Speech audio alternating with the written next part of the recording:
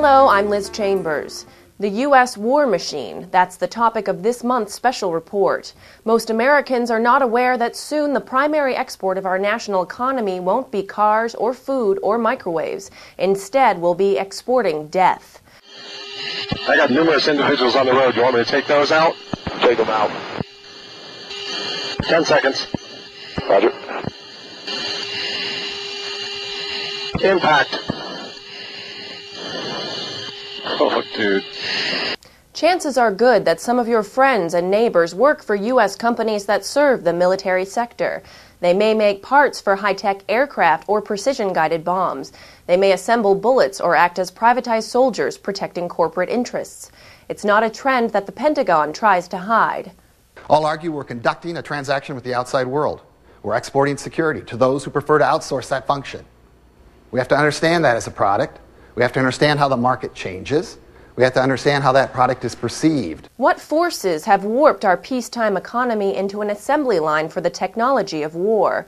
Some in Washington tell us we are merely responding to radical forces outside of our control. By fighting the terrorists in Iraq, we are confronting a direct threat to the American people, and we will accept nothing less than complete victory. The disaster in Iraq, however, has largely discredited those views, even among conservatives. What they want, Chris, is a wider war, especially in the Middle East. They want the United States to fight Israel's war against Hezbollah, Syria, but especially Iran. And the Israelis want us to fight Iran as well. But it's not in the interest of the United States. None of those countries, even Hezbollah and Hamas, have not attacked the United States of America. Don't confuse discrediting militarism with dismantling it, however. Voices from the radical right, along with religious extremists, continue to believe that the slaughter of non-believers will lead to a new utopia in the Middle East. August 22nd could be the day that agnostics get down on one knee and start to pray, "Sweet Jesus, are you coming today?" When it's all finished, God says, I'm going to destroy them all, and I will bring glory to myself. As they divide the land of Israel, Joel 3, verse 2. Yes, Armageddon's coming, Revelation 16:16, but I repeat, it's not going to be the end of the world. Billions are going to be standing there to meet Christ after the conflict has ended. And then they'll beat their swords in the plowshares and their spears in the pruning hooks. How did we get here, to the brink of perpetual war? America's long slide into militarism didn't happen overnight. We shall send you in ever-increasing numbers, ships, planes, tanks, guns. That is our purpose and our pledge. Several presidents since FDR have created elaborate myths to sell the continued expansion of our military power. For example, a new book by Gar Alperovitz proves that the dropping of the atomic bombs on Japan was not, as is commonly believed, a military necessity. Newly disclosed documents show that the Japanese offered to surrender unconditionally before the U.S. dropped the bomb on Hiroshima. In fact, General Dwight Eisenhower pleaded with Truman not to use the bomb. But Truman and his campaign handlers felt that using the bomb would give them leverage with the Russians. Other presidents of both parties continued this deadly myth-making.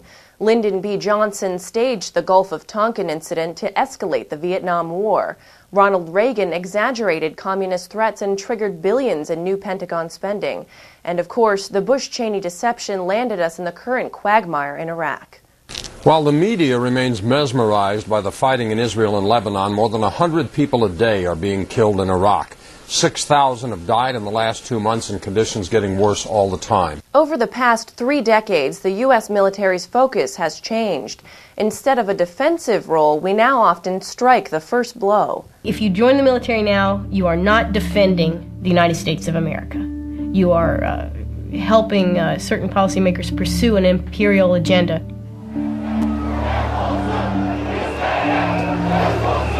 Many experienced military leaders have questioned America's new role as international bully. Too often, they get rewarded for their integrity with ridicule or demotion. At the root of our new shoot first, negotiate later approach to foreign policy is corporatism. Two of the main architects of the Iraq invasion, Donald Rumsfeld and Dick Cheney, consistently apply their experience as CEOs of large corporations to U.S. politics. That translates into ruthless destruction of anyone seen as a competitor, along with privatization of all aspects of the military, including the troops. What's a little surprising is that the Army Corps doesn't rely on soldiers for protection. They've outsourced the job. The security company the Army Corps hired is not even American. The company, Aranis, was founded by ex-members of British Special Forces and hires an assortment of ex-soldiers and retired policemen from South Africa, America, England, and Russia. The Government Accounting Office reports that there are now 48,000 private soldiers in Iraq, provided by 181 private companies. Better paid than regular military personnel, most can walk away from Iraq without the psychological burdens of frontline volunteers. You ever see that American Soldier video game, the one that the Army recruiters are pushing?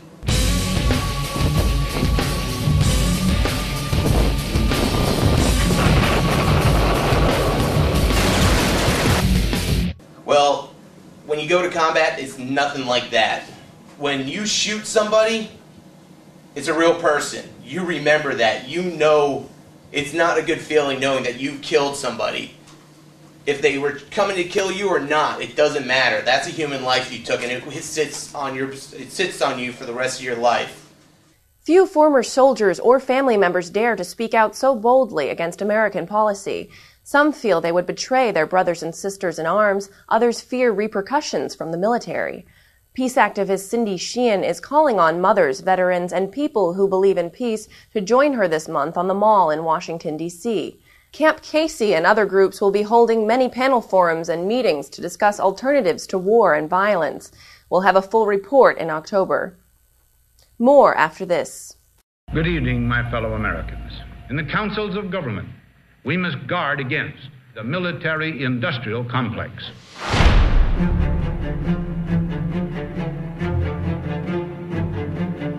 The United States is the greatest force for good in the world. We have not an obligation to go out and start wars, but certainly to spread democracy and freedom throughout the world. The defense budget is $750 billion. Profits went up last year well over 25%. When war becomes that profitable, you're going to see more of it. There is a huge flow of cash into defense industries. $66 billion for our men and women in uniform. $100 million to upgrade 10 additional B-1 bombers. You do have to follow the money. It's the representative's duty to bring home the bacon. God bless our contractors. Now, kids are dying.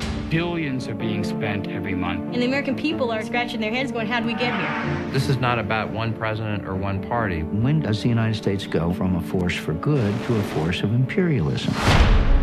We've got an empire. There is no excuse for 725 American military bases in 130 foreign countries. I think numbers almost are distracting. 9/11 showed us war can be privatized, destruction can be privatized. What we are risking is the republic itself. Collusion is our business. Collusion with the military. We must never let the weight of this combination endanger our liberties or democratic processes.